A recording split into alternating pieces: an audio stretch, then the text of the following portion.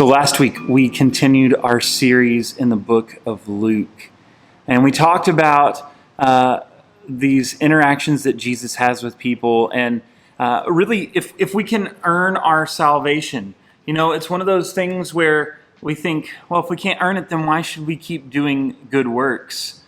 But Jesus tells us here in this passage that we produce fruit to prove that we are people who have been redeemed and restored, that we are people who follow Jesus and whose lives have been changed by Jesus.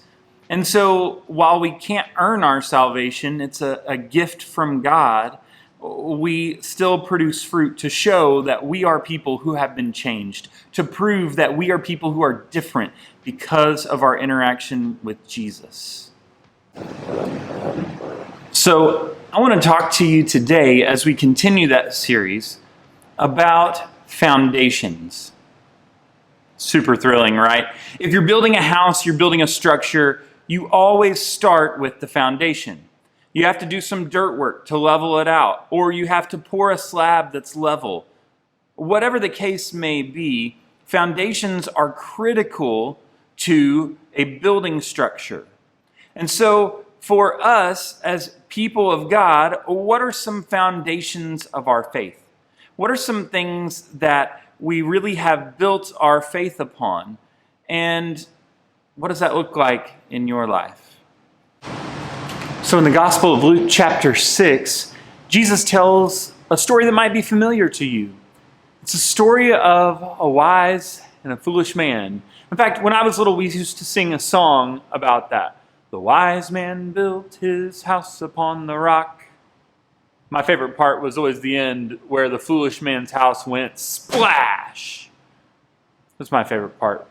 But here's what he says in Luke chapter 6, starting in verse 46. Why do you call me Lord, Lord, and do not do what I say? As for everyone who comes to me and hears my words and puts them into practice, I will show you what they are like. They are like a man building a house who dug down deep and laid the foundation on rock. When a flood came, the torrent struck that house but could not shake it because it was well built. But the one who hears my words and does not put them into practice is like a man who built a house on the ground without a foundation. The moment the torrent struck that house, it collapsed and its destruction was complete.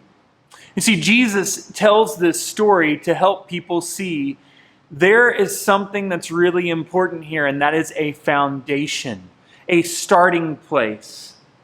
In fact, the very first thing he says is, why do you call me Lord, Lord, and do not do what I say? It's almost like he's saying, hey, when you start out in your faith, the thing that you need to do is not only call me Lord, acknowledge me as your master, but also do what I say. That's pretty common. If you're going to follow someone, if you're going to listen to someone, if you're going to be their follower, you're going to do what they ask you to do.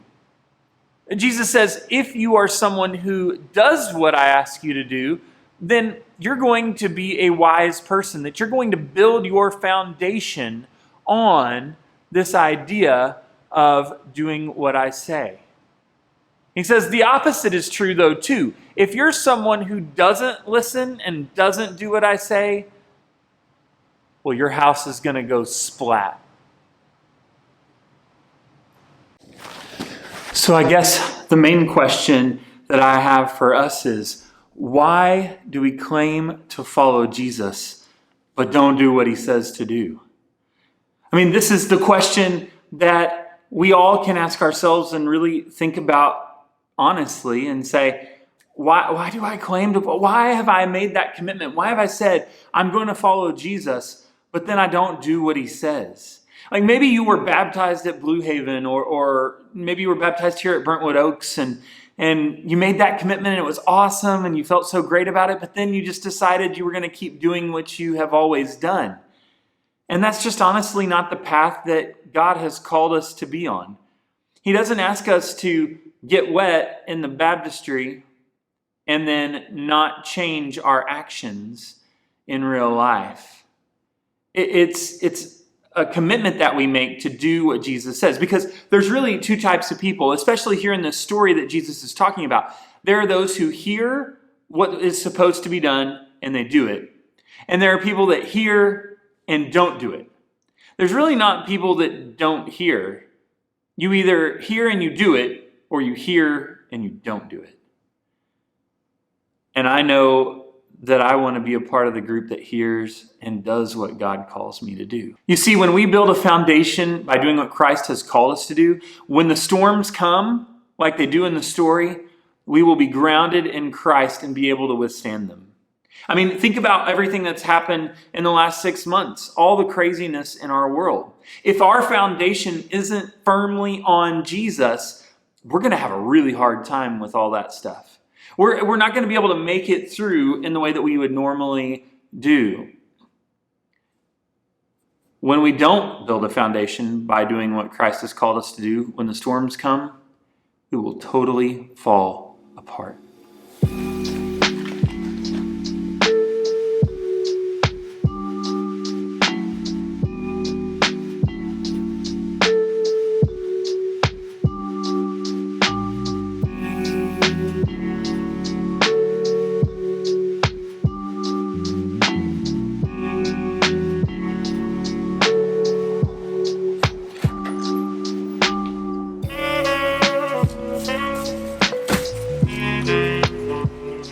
So as Jesus is talking about having our foundation built on the rock, he doesn't say that nothing will ever happen to us. In fact, he says both with the firm foundation and the shifting sand foundation that the storms come either way.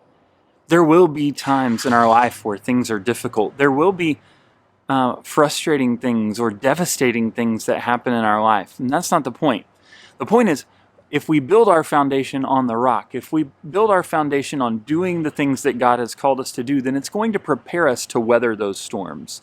The storms are inevitable. They will come no matter what we do. But if we build our foundation on Jesus, we'll be able to withstand the things that come at us. My hope and my prayer for you this week is that you'll be someone who builds that foundation, continues to work on it, and build it stronger and stronger so that as these difficult things approach, as these times when things look bleak come about, you'll be ready. Build that foundation firm on the rock, firm on Jesus Christ, that you may withstand any storm that comes your way. Have a great week.